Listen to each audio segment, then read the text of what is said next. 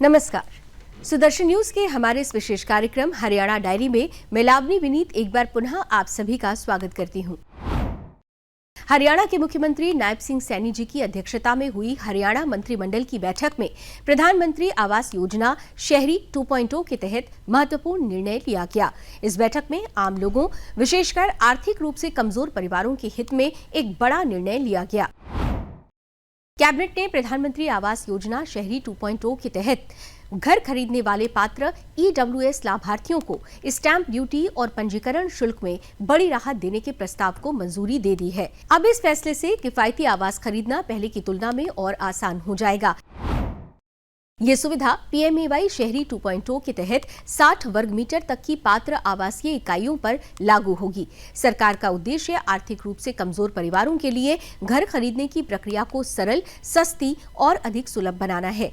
Cabinet के फैसले के अनुसार पात्र आवासीय इकाइयों की कन्वेंस डीड यानी स्वामित्व हस्तांतरण दस्तावेज के पंजीकरण पर केवल 500 रुपए का शुल्क लिया जाएगा।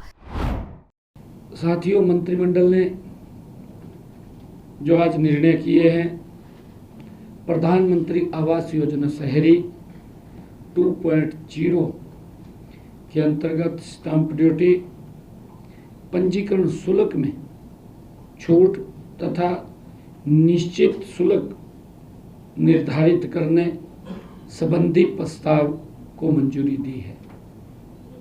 यह निर्णय प्रधानमंत्री आवास योजना शहरी 2.0 के तहत पंजीकृत आर्थिक रूप से कमजोर वर्ग और लाभार्थियों के लिए 60 वर्ग मीटर तक के पात्र आवासीय इकाइयों पर यह लागू होगा। पात्र आवासीय इकाइयों के लिए कन्वेंस डीड पर प्रति दस्तावेज 500 रुपये शुल्क लिया जाएगा और इसके अतिरिक्त स्टाम्प ड्यूटी भी 500 रुपये प्रति दस्तावेज की गई है। राज्य सरकार ने उद्योग और निर्यात क्षेत्र को नई गति देने के लिए हरियाणा प्रगतिशील एमएसएमई एवं निर्यात संवर्धन नीति 2026 का भी अनावरण किया। प्रधानमंत्री नरेंद्र मोदी के आत्मनिर्भर भारत, मेक इन इंडिया और विकसित भारत 2047 के विजन से प्रेरित इस नीति को मुख्यमंत्री नायब सिंह सैनी जी के नेतृत्व और उद्योग एवं वाणिज्य मंत्री राव नरबीर सिंह के मार्गदर्शन में तैयार किया गया है। सरकार के अनुसार ये नीति सूक्ष्म, लघु एवं मध्यम उद्यमों यानी एमएसएमई के लिए राज्य का सबसे व्यापक और महत्वाकांक्षी नीतिगत ढांचा है। इसके तहत अगले 5 वर्षों में 55,000 करोड़ रुपए से अधिक के निवेश को आकर्षित करने, 5 लाख से अधिक नए रोजगार सृजित करने और हरियाणा के निर्यात को दोगुना करने का लक्ष्य निर्धारित किया गया है। सरकार का मानना है कि नई शिक्षा और औद्योगिक नीतियों के माध्यम से हरियाणा निवेश, नवाचार, कौशल विकास और रोजगार के क्षेत्र में नई ऊंचाइयों को छुएगा और राज्य की अर्थव्यवस्था को और अधिक मजबूती मिलेगी।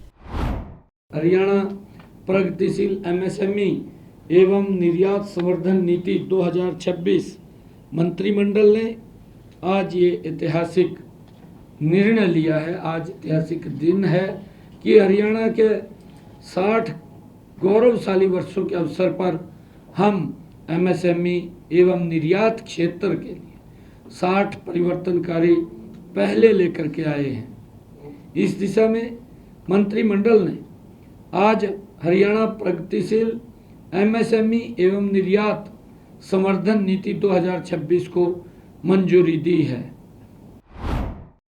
यह नीति माननीय प्रधानमंत्री श्री नरेंद्र मोदी जी के आत्मनिर्भर भारत, मेक इन इंडिया और विकसित भारत 2047 के विजन से ये प्रेरित है।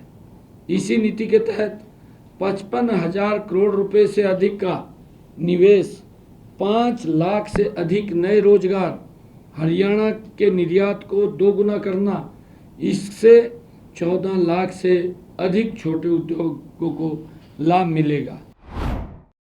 सरकार का विश्वास है कि ये नई नीति राज्य में औद्योगिक विकास को नई दिशा देगी, निवेशकों के लिए अनुकूल वातावरण तैयार करेगी और हरियाणा को मैन्युफैक्चरिंग, निर्यात और रोजगार सृजन का अग्रणी केंद्र बनाने में महत्वपूर्ण भूमिका निभाएगी।